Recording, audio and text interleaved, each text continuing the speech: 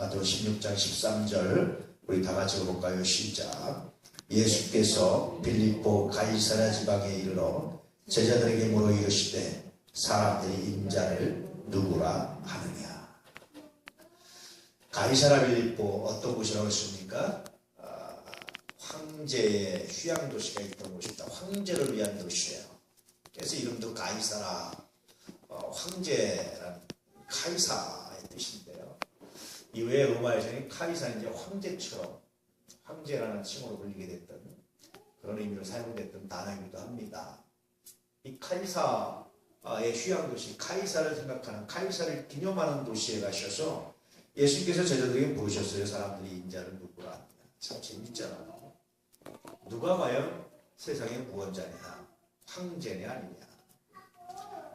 이제 그 당시 헬라인들은요, 화평케 하는 자, 황제라고 생각을 했어요. 황제뿐이다. 그래서 황제에 대한 칭호를 뭐냐면 화평케 하시는 분이요 라는 게 황제에 대한 칭호 중에 하나입니다.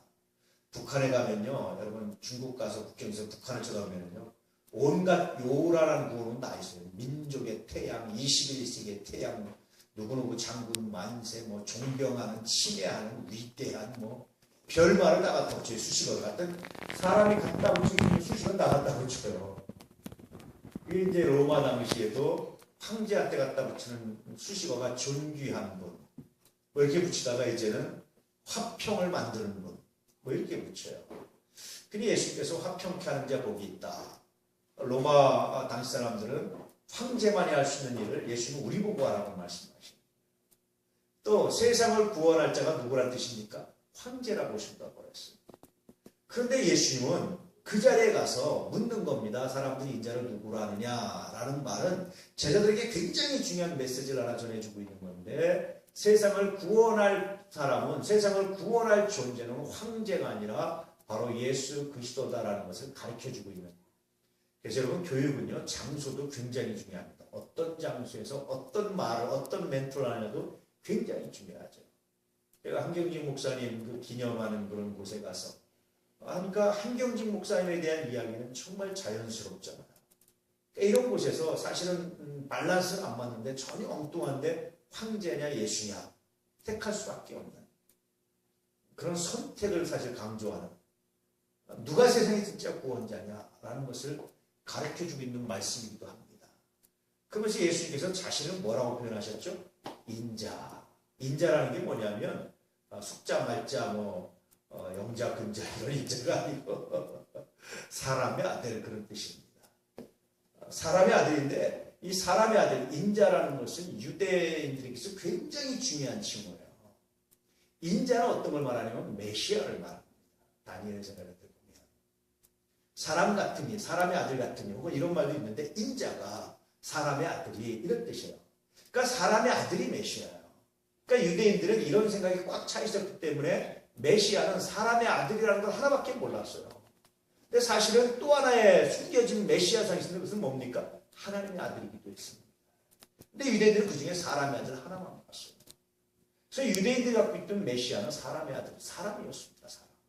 철저하게 사람이었어요. 예수님도 스스로 자기 자신을 사람의 아들, 인자라고 부르셨어요. 이건 이 당시에 굉장히 중요한 문화적 배경이 있어요. 그것은 뭐냐면 그 당시 그리스 로마 신화에서는요, 제우스의 아들, 누구의 아들, 누구의 아들 해서 신의 아들들이 세상의 구원자고 신의 아들들이 메시아고 신의 아들이 심판했단 말이에요. 그래서 그 당시 많은, 그 당시 헬라로 통일된, 로마로 통일된 이런 세계에서는 세상의 심판자나 구원자는 신의 아들뿐이었어요.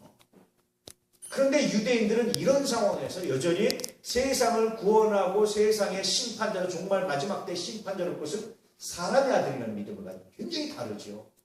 그래서 이 사람의 아들, 인자라는 신앙을 지켰다는 것은요, 그 당시 세계관, 그 당시 문화와 굉장히 다른, 어떤 면에서 거꾸로 가는 그런 신앙 고백이었어요. 오늘날 우리도 여러분 예수 믿으면서요, 세상과 거꾸로 가는 신앙 고백들이 굉장히 많습니다. 그런데 우리가 꼭 지켜야 되는 거예요. 예를 들면 꼭 예수 믿어야지만 구원받는다라는 것은 지금 세상이 반대하고 있는 거예요. 앞으로 여러분 이제 종교뿐이 아니라 차별금지법이 지금 이제 세월호 다음에 아마 통과되려고 준비하는 것 같습니다. 아직 통과가 안 됐는데 이게 통과되면요, 무슨 설계하면 안 되는 줄 아세요? 이게 남녀차별하고 뭐 이렇게 인종차별 이걸 반대하는 건 굉장히 선한 거죠. 근데 거기에 그것만 있지 않아요. 예수 외에는 구원의 길이 없습니다. 이것도 차별금지해가지고요. 차별적 발언에 들어가서 종교차별에 들어가가지고요. 벌금을 2천만 원인가 얼마를 내든지 아니면 감옥에 가야 돼요. 그러니 앞으로 목사들이 감옥에 갈 사람이 얼마나 많겠어요. 아마 저도 예전에 얘기할 거거든요. 감옥에 가든지 말든지. 뭐 얘기 안 할 수가 없잖아요. 뭐 세상에 하지 말라고 그러면 안 할 수가 없잖아요. 우리가 웬만하면 법을 지켜야 되지만 이런 것들을 지금 한국에서 하고 있어요. 동성애 안 됩니다. 성경적이 아닙니다. 이러기도 여러분 참 동성애자 차별했다고 해서 벌금 물고 들어가게 됩니다. 그러니 점점점 여러분 한국이 비롯해서 전 세계적으로 뭘 쪼이는 줄 아세요? 기독교인들의 발을 묶어놓는 거예요. 그게 지금 전 세계적인 흐름입니다. 나중에 이것은 뭘 준비하는 거예요? 여러분 자연스럽게 뭐가 생각납니까? 666이 생각나잖아요. 그래서 여러분 666에 짐승의 표를 안 받는 사람들이 핍박당하고 고난당하는 것을 사람들이 인권의 문제를 다루지 않는다니까요. 이건 사회 범죄자처럼 다루는 거예요. 세상에 예수만 믿어야 구원받습니다라고 말해서 사회 범죄자 취급당하는 겁니다. 이게 이제 자연스럽게 합의가 돼서 666이 등장해서 이 표를 안 맞아서 이거 가지고 매매 안 하면 생채칩을 심어가지고 매매 안 하면 그러면 감옥에 가고 반사회적인 인물로 찍고 범죄자 취급되는 되는 시대가 온다니까. 그러니 여러분 기독교가 얼마나 사회적인 흐름에 여러분 이게 얼마나 예민하게 되겠습니까? 그렇죠. 근데 이것은 처음부터 있었던 거예요. 초대교회도 있었어요. 유대인들도 있었습니다. 많은 사람들이 그 그리스 로마 신화 당시에서 신의 아들, 제우스는 이런 신의 아들이라고 생각하는 그런 시대적 상황에서 아니다 우리는 사람이다. 구원자라 이렇게 말해요. 그리고 또 하나 재밌는 것은 예수님은 자신을 인자라고 불렀어요. 근데 나중에 베드로는 예수님을 뭐라고 고백했습니까? 하나님의 아들이라고 했어요. 당신은 살아계신 하나님의 아들이십니다. 굉장히 놀랍잖아요. 하나님이신 예수님은 스스로 인간에 대해서 인간임을 드러내셨고 우리가 고백하는 그분은 사람의 아들임과 동시에 완전한 사람임과 동시에 그분은 여전히 하나님이기도 하십니다라는 고백은 우리의 고백입니다. 재밌지요? 그래서 예수님은 철저히 자신을 낮추셨고 우리는 그분께 최고의 영광을 올려드리고 이것이 신앙의 쌍방통입니다. 이것이 마태복음 16장에서 이루어지고 있는 거예요. 말씀드렸다시피 마태복음 14장부터 계속해서 예수님이 자기 정체성을 드러내셔서 이제는 쭉 와서 이제 자기 정체성을 확실히 밝히시는 그런 장면인데 그 가이사랴 빌립보에서 제자들에게 사람들이 나를 인자를 누구라고 하느냐라고 물으시면서 다시 한번 자기 자신의 정체성을 확실히 드러내시는 그런 장면들이 나옵니다. 14절 말씀 시작. 이르시되 더러는 세례 요한 더러는 엘리야 어떤 이는 예레미야 선지자 중에 하나라 하나입니다. 굉장히 훌륭한 사람들입니다. 여기 나오는 세례 요한을 비롯해서 엘리야, 예레미야 유대인들이 굉장히 존경하는 선지자예요. 그분들 같습니다. 그분들이 살아 돌아온 것 같습니다. 유대인 민간 전쟁이 있다고 그랬죠. 위대한 분은 부활한다라는 살아 돌아온다는 민간 전쟁이 있다고 그랬죠. 예수님이 그렇게 평가받는 거예요. 자 보십시오 여러분. 마태복음 14장 15장 쭉 오면서 특히 15장에 쭉 오면서 예루살렘으로부터 바리새인들과 서기관들과 사두개인들과 대제사장들은 어떻게 생각했습니까? 그런데 이 민간들의 평가는 어땠다는 겁니다. 굉장히 중요한 게 성경을 그렇게 많이 연구한 사람들이 예수가 누군지 몰랐어요. 근데 성경을 그렇게 많이 연구하지 않은 사람들, 순수하게 예수님을 바라보는 사람들은 다 알았습니다. 예수님이. 최소한 그가 하나님의 아들인 건 몰라도 뭘 알았습니까? 그가 십자가에 죽을 만하진 않습니다. 그는 세례 요한이나 예레미야나 엘리야 같은 위대한 선지자와 같은 분입니다. 라는 사실을 알았다. 나눠지는 겁니다. 그러니 성경을 많이 한다고 예수를 아는 게 아닙니다. 성경을 많이 하면 좋은데 그렇다고 반드시 신앙이 깊어지는 게 아닙니다. 내가 아는 성경 가지고 내 생각 가지고 성경을 보면 오히려 그것 때문에 신앙이 무너질 수 있다. 그래서 언제나 성경은 순수하게 그 자체로 할렐루야.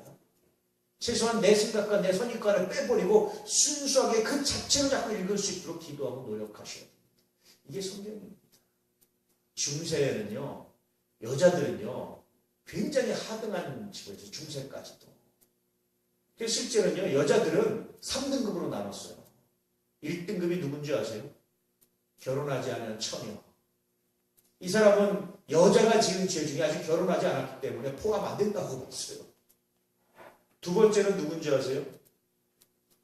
그 당시 대략 60이 넘은 홀로 되신 우리 송보사님 같은 이분이 여자 중에 2등급 여자입니다. 3등급 악마와 같은 여자는 누군지 아세요? 나머지 분들입니다. 이런 생각을 가지고 있었어요. 왜냐하면 이 여자들 때문에 남자들이 타락했다고 생각하고 있어요. 얼마나 잘못된 생각입니까? 그렇잖아요. 더군다나 우리가 예수 믿고 구원받았으면 더 이상 죄의 노예입니까? 아닙니까? 더 이상 타락의 노예입니까? 아닙니까? 아니잖아. 이런 것 가지고 아직도 성경을 보는 사람들이 있어요. 성경의 참 뜻을 이해하지 못하는 거예요. 여자가 나서고 여자가 뭐하고 싫어하고 여러분 굉장히 잘못된 거예요. 특히 우리 예수 믿고 구원받은 사람 더 이상 하나님의 저주에 하나님의 타락, 범죄 타락 이후에 범죄하는 거 아니라 우리 예수 믿고 구원받은 사람들입니다. 의로워진 사람들입니다. 할렐루야. 완전히 바뀌어야 돼요. 그래서 그 당시에 성경을 많이 배웠다고 하는 사람들이 사실은 예수를 몰랐고 그 당시 성경을 그들에 비해서 상대적으로 배우지 못한 사람들은 예수를 그냥 객관적으로 쳐다보니까 그는 위대한 선지자와 중에 한 명 분명합니다. 사람들이 그렇게 떠들고 말을 하고 있었다. 그래서 예수에 대한 인식이 차이가 나기 시작하는 거예요. 이해되시죠? 이제 그런 장면들을 적나라하게 기록하고 있습니다. 자, 15절 말씀. 이르시되 너희는 나를 누구라 하느냐. 그런데 정말 예수님이 묻고 싶었던 것은 사람들의 반응이 아니었어요. 우리는 여론이 중요하죠. 사람들이 나를 누구라고 생각하는 게 중요하잖아요. 우리는. 근데 예수님은 이게 중요하지 않았어요. 이게.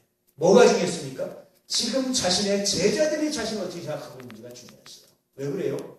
사람들은 아무리 세례 요한, 엘리야, 예레미야 누구 아무리 다른 것 갖다 붙여도 이 사람들 다시 또 뭐 할 사람들입니까? 십자가 몇 바라고 소리칠 사람들이에요. 중요한 건 누구냐면 제자들이라고. 나중에 예수가 그리스도시고 하나님의 아들이라고 전할 사람도 누굽니까? 그렇게 예수를 선지자 중에 하나로 여겼던 그렇게 예수를 그렇게 생각했던 사람들이 아니라 제자들이었단 말이죠. 진짜 중요한 사람이 누구냐? 그래서 예수는 너희는 나를 누구라 하냐? 그게 정말 중요하셨던 거예요. 우리가 살아가면서도 그렇잖아요. 여러분 자기 가족을 내팽개치고 바깥에 이렇게 잘하는 사람 신뢰받지 못해요. 자기 할 일을 등하시고 바깥에 하면 신뢰받지 못해요. 간혹가다 교인들도 자기 교회는 소리하고 남의 교회 열심히 하는 사람 신뢰받지 못한다니까. 내가 있어야 될 내 위치에서 내가 할 역할이 뭐냐가 중요하고 내 가까이 있는 그가 나를 어떻게 생각하느냐가 더 중요하다는 겁니다. 남이 나를 어떻게 생각하는 거다. 내 가족이 나를 어떻게 생각하느냐. 우리 교인이 나를 어떻게 생각하느냐. 이게 더 중요하다는 거야. 이게 정말 제일 중요한 겁니다. 예수님 그 의미를 가지고 다시 물으셨어요. 그때 16절에 베드로가 이렇게 대답하죠. 시작. 시몬 베드로가 대답하여 이르되 주는 그리스도시요 살아계신 하나님의 아들이십니다. 시몬 베드로가 이렇게 대답했습니다. 유대의 이름으로는 뭐라고 그랬죠? 시몬이었습니다. 아람어 이름으로는 뭐라고 그랬죠? 게바였습니다. 헬라식 이름은 뭐라고 그랬죠? 베드로였습니다. 이름이 세 개나 됐어요. 이 시몬이라고 말하는 베드로가 말하기를 이렇게 대답했습니다. 주님은 예수님은 첫째는 그리스도십니다. 이건 인자라는 말과 같은 뜻이에요. 사실 유대인들에게 이 말은 인자입니다. 당신은 정말 인자입니다. 다시 말하면 당신은 정말 구원자입니다. 당신은 정말 메시아입니다. 당신은 기름 부음 받은 자입니다. 당신은 우리들의 구원자입니다. 이런 고백입니다. 단순히 선지자 중에 하나가 아닙니다. 단순히 하나님의 말씀을 대언한 사람들이 아닙니다. 단순히 기적을 몇 가지 베푼 분이 아닙니다. 당신은 우리의 구원자입니다. 진짜 우리가 우리 민족이 그토록 소망하던 구원자입니다. 이 고백을 합니다. 그리고 두 번째 아주 재밌는 고백을 하는데 뿐만 아니라 당신이 뭡니까? 하나님의 아들입니다. 아까 말씀 예수는 자기 스스로를 뭐라고 낮추셨죠? 인자, 사람의 아들로 낮추셨어요. 그런데 베드로는 고백하면서 그분은 다시 뭐로 높여드립니까? 당신은 인자이기도 하시면 앞에 그리스도의 인자라는 인자이기도 하고 완전한 사람이기도 하시고 완전한 사람으로서 메시아이기도 하지만 그냥 단순한 사람이 아니라 구원자로서의 인자이기도 하지만 동시에 당신은 하나님의 아들이기도 합니다. 그래서 다른 말로 하면 신자죠. 하나님의 신의 아들입니다. 하나님의 아들이죠. 이 고백을 하고 있어요. 이게 얼마나 놀라운 고백입니까? 예수님이 나는 신의 아들이다. 너희는 나를 누구라고 생각하느냐. 이렇게 말하면 재미가 없잖아요. 별로 의미가 없잖아요. 그런데 예수는 자신을 쫙 하나님과 동등되신 분인데 자신을 쫙 낮추셔서 사람의 아들 되셨어요. 그런데 베드로의 신앙 고백은 그렇게 낮추신 예수를 다시 쫙 높여들어서 하나님으로 다시 본래의 자리에 다시 올려드리는 고백이었습니다. 이게 신앙입니다. 그래서 여러분 예수님이 언제나 우리 위해서 낮춰주시는데 우리는 다시 그거를 뭐합니까? 올려드리는 것. 그분은 다시 낮추시고 우리는 다시 올려드리는 것. 이런 상호 응답, 상호 교제, 서로 이렇게 쌍방 통행하는 이런 믿음, 이게 얼마나 중요한 믿음인지 몰라요. 사람도 그렇습니다. 다른 사람이 나한테 낮추면 나는 그걸 높여줘야지. 나한테 낮춘다고 밟아버리면 이건 서로 인격적 교제가 아닙니다. 내 앞에서 낮추고 내 앞에서 낮아지고 내 앞에서 이렇게 먼지라도 심부름하려고 하고 자리 양보해주고 이러는 사람에 대해서 또 존귀하게 여겨야 이게 쌍방통행적인 인격적인 관계가 됩니다. 그래서 사실은 베드로의 고백은 교리적으로 보면 단순히 예수님이 누군지를 정확히 말한 겁니다. 그래서 여러분들 말씀드리지만 여러분 예수 믿습니까? 누가 물으면 나 믿습니다. 예수는 뭐를 믿습니까? 예수는 누굽니까? 라고 간단히 답하면 됩니다. 첫째 그분은 나의 그리스도고 두 번째 그분은 나의 하나님이십니다. 난 이걸 믿습니다. 뭘 믿습니까? 나는 예수가 그리스도고 예수가 하나님을 믿습니다. 가장 간단한 대답입니다. 좀 더 구현 설명하려면 나는 예수 외에는 구원의 길이 없다는 사실을 믿습니다. 이런 걸 믿는 거예요. 이게 복음의 핵심입니다. 할렐루야. 어쨌든 여러분 예수는 그렇게 자신을 겸손하게 낮추셨는데 베드로는 다시 고백을 통해서 그를 다시 본래의 자리로 하나님의 고백으로 하나님의 아들입니다라 하나님이다라는 고백과 똑같은 의미의 당시에 그런 고백으로 올려드려요. 굉장히 놀랍죠. 이게 진짜 신앙 고백입니다. 그래서 이 신앙 고백 안에는 교리적인 내용도 있지만 여기는 인격적 관계가 포함되어 있어요. 그래서 신앙은 단순히 내가 예수를 믿는다라고 말하는 것만이 신앙이 아니라 예수님과 하나님과 인격적 관계를 갖는 게 신앙입니다. 인격적 관계는요, 억지로 무서워서 하는 건 인격적 관계가 아니에요. 예컨대 내가 오늘 예배 안 드리면 다리 몸이 부러지겠지. 그렇게 하는 건 인격적 관계가 아닙니다. 하나님이 지금 당장 내 다리에 안 부러뜨린다 할지라도 내가 하나님을 사랑하기 때문에 내가 예배드리러 갑니다. 이게 인격적 관계예요. 하나님 내가 헌금한다고 지금 당장 무슨 30대 예배 안 주신다 할지라도 하나님 내가 주님을 사랑합니다. 이게 인격적 관계예요. 그래서 신앙은 이런 베드로의 고백 안에는 뭐도 들어있냐면 서로에 대한 배려와 인격적 관계도 깊이 있는 감사와 인격적 관계도 이 안에 들어있다 하는 뜻입니다. 그래서 이 베드로의 신앙 고백은 정말 위대한 그런 신앙 고백이었다는 거죠. 자, 17절 말씀. 예수께서 대답하여 이르시되 바요나 시모나 내가 복이 있도다. 이를 내게 알게 하는 혈육이 아니요 하늘에 계신데 아버지십니다. 시모나 복이 있다. 그런데 이 시몬이 어떤 시몬입니까? 이번에는 바요나 시몬. 바는 아들이라는 뜻이라고 했죠. 요나의 아들 시모나. 근데 실제로 베드로의 아버지 이름은 뭡니까? 요한이었어요. 요한. 그래서 바요한 시모나 이렇게 했는데 바요나 시모나 왜 이렇게 됐는지 잘 모르겠어요. 왜 이렇게 썼는지. 어쨌든 요나의 아들 시모나, 요한의 아들 시모나, 네가 정말 복이 있다. 그러면 요한의 아들 시몬이 받은 복의 첫 번째는 뭐였습니까, 여러분? 어떤 복을 받은 거죠? 요한의 아들 시몬이 특별한 힘을 받았는데 어떤 복을 받았습니까? 특별한 지식의 복을 받았어요. 남들은 모르는, 알지 못하는 지식의 복을 받았어요. 그게 뭡니까, 여러분? 예수가 누군지. 오늘 우리들이요, 특별한 복을 받았는데 예수가 누군지를 안다는 건 굉장한 복입니다. 오늘 많은 사람들도 예수를 누구라 봅니까? 4대 성인 중에 하나로 보잖아요. 기독교인들은 싫어해도요, 예수를 싫어하는 분은 별로 없어요. 이슬람교인들도 예수를 좋아합니다. 불교인들도 예수는 존경합니다. 기독교인들이 싫은 거지 예수를 싫어하는 분은 많지 않다니까요. 예수의 위대한 신앙, 사랑, 위대한 헌신, 위대한 평화, 예수의 십자가, 그걸 싫어하는 분은 아무도 없어요. 거의 못 봤어요. 기독교인들을 싫어하는 거예요. 우리들을 싫어하는, 우리가 장로님들을 싫어하는 거예요. 사람들은 그래서 예수는 세계 4대 성인 중에 한 명이라고 합니다.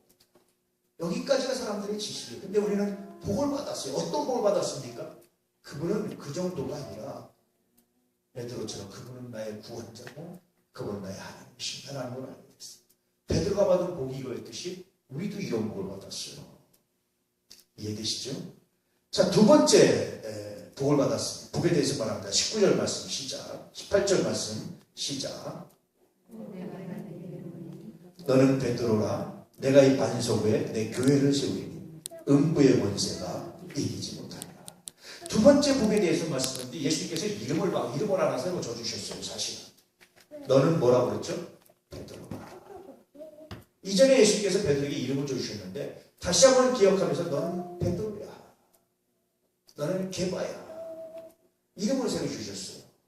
저는요. 예수 믿고 여러분 이름을 하나씩 세워가는 것도 참 좋은 것 같아요.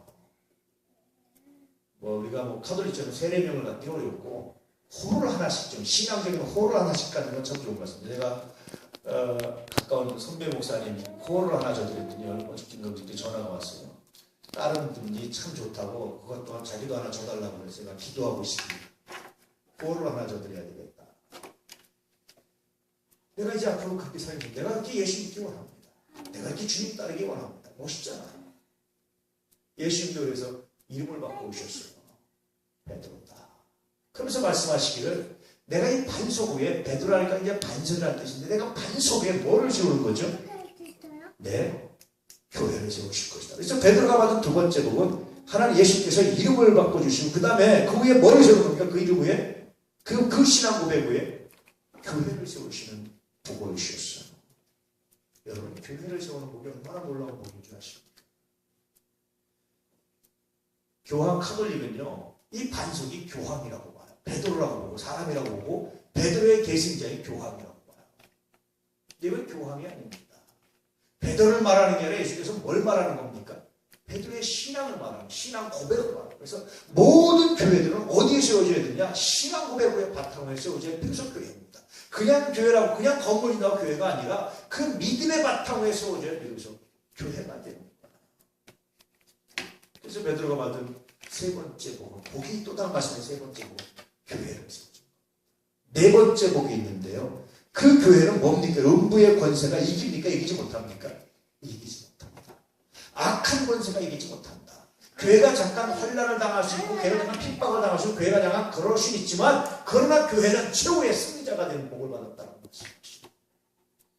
얼마나 주님 베드로의 믿음에 베드로의 신앙에 감동을 하셨는지 복을 주신데 이런 복을 주십니다.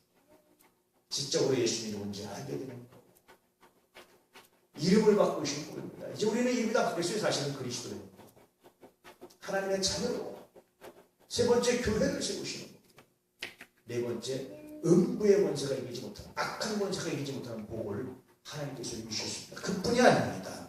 그 다음에 19절에 또 복이 있습니다. 시작. 내가 천국 열쇠를 내게 주리니 내가 땅에서 무엇이든지 매면 하늘에서도 매일 것이요 내가 땅에서 무엇이든지 풀면 하늘에서도 풀리기를 하시고 기가 막히잖아요.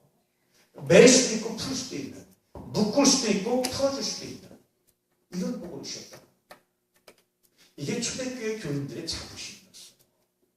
그래서 교회라는 말을요 에클레시아라는 말을 썼습니다. 헬라어로. 에클레시아는 뭐냐면요 그 당시 로마에는 오늘날 국회 같은 게 있었어요. 귀족들로 이루어진 귀족회, 원로원 같은 게 있었고 군인들로 이루어진 병원회가 있었고요. 일반인들 중에 특별히 선거를 해서 뽑힌 사람들이 들어갔던 국회가 민회라고 말하는 에클레시아. 그래서요 그냥 교회 가자 이렇게 말하고 왜 에클레시아 가자 이렇게 말하고 그래서 하늘나라 에클레시아입니다.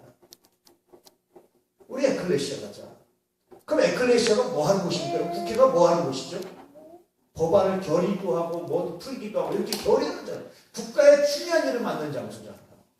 초대교회들은 어떤 의식을 가지고 교회를 가냐면 세상에 이런 황제가 처리하는 것이 아니라 니네가 지지하는 것 같지만 실제로 누가 하는 겁니까? 우리들이 하는 거죠. 우리 그리스도인들이 하는 거예요. 우리가 매년 뭐 해주시고 우리가 풀면 하나님께서 풀어주신다. 이 자부심을 가지고 교회를 하고 그런데 이 교회라는 말이 잘못 번역돼서 우리 한국어로 뭡니까? 가르칠 겸 모일래. 그냥 가르침 마치 학교처럼 되고 있어요. 그래서 교회에 무슨 이렇게 학교가 많아요. 아버지 학교, 어머니 학교, 아기 학교. 별 학교들이 많아요, 교회가. 물론 교회의 기능 중에는 가르치는 건 그게 끝이 아닙니다. 교회의 진짜 본질이 뭐냐면요. 매고 푸는 겁니다. 하나님께 예배드리면서 놀라운 거예요. 여러분 예배드리면서 우리가 기도할 때 마냥 동참하시고 이게 얼마나 놀라운 줄 아십니까? 그 기도한 대로 하나님 들어주신다는 거예요. 이 나라를 축복하는 기도를 하면 하나님께서 축복으로 바꿔주시고요. 이 나라를 묶어놓으면 하나님께서 묶는 거로 바꿔주신다는 거예요. 얼마나 놀라운지. 그게 교회입니다. 그러니까 초대교회들은 이 자부심을 가지고 교회에 왔던 거예요. 그래서 여러분 교회에 가는 자부심이 얼마나 대단하겠어요. 그래서 교회를 에클레시아라고 이름을 붙였어요.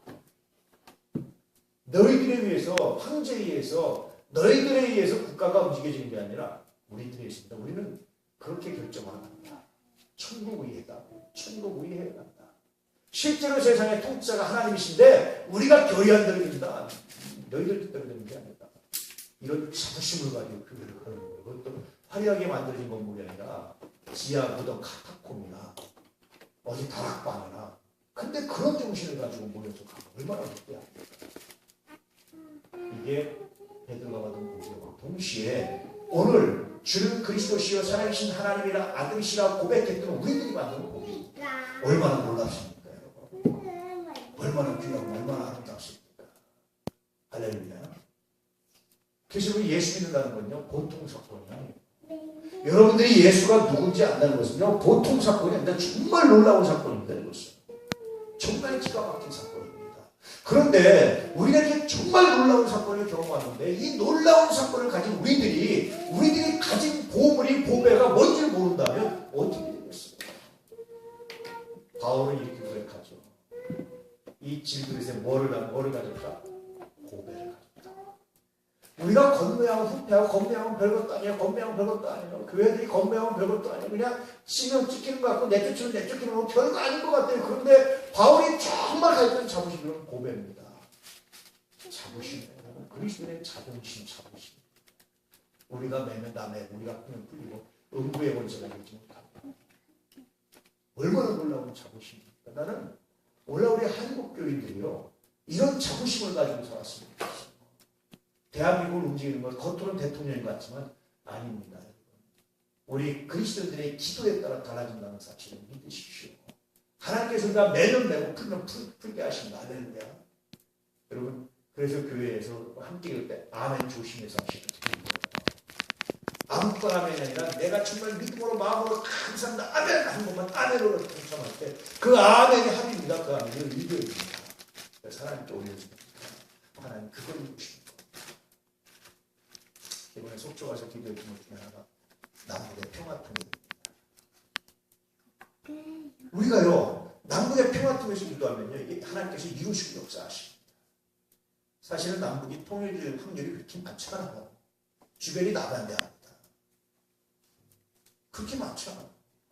그런데 하나님이 이루시면 가능합니다. 이게 얼마나 놀라운 건지 몰라요.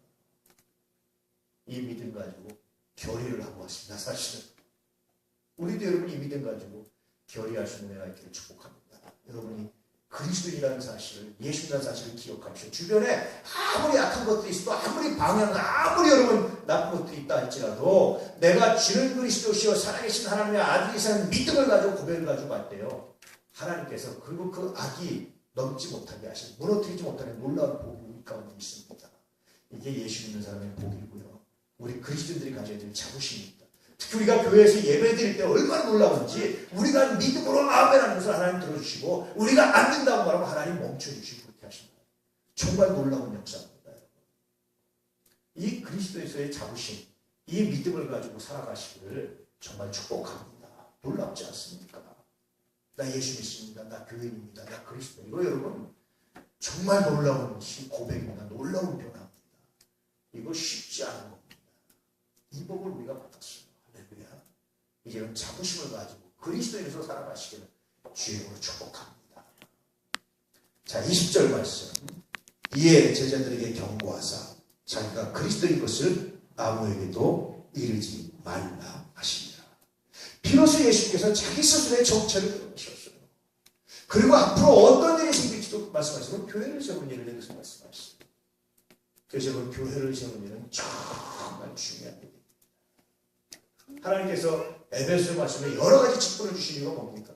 교회를 세우고 교회를 온전하게 하려고 성도를 온전케 하고 교회를 세우게 하신다. 하나님의 목적이 있습니다. 그래서 여러분 교회를 세운다고 하면 굉장히 놀랍다. 그 교회를 위해서 하나님께서 뭘 주십니까? 승리를 주신다.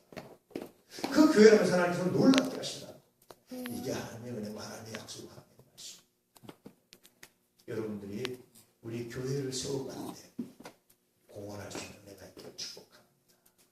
교회가 아름답게 되는데 공헌할 수 있는 거룩한 역사가 있기를 축복합니다. 교회를 무너뜨리는 데서 앞장서지 마시고 무너뜨린다고 무너지지 않아요. 교회는 결국 다시 승리하게 되어 있습니다.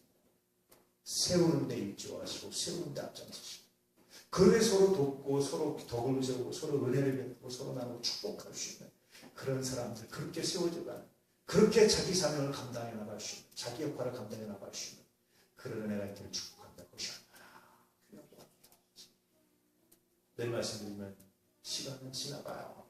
인생은 지나갑니다. 이번에 갔는데 강병호 목사님, 강릉의 유명한 목사님 계십니다. 82세시래요.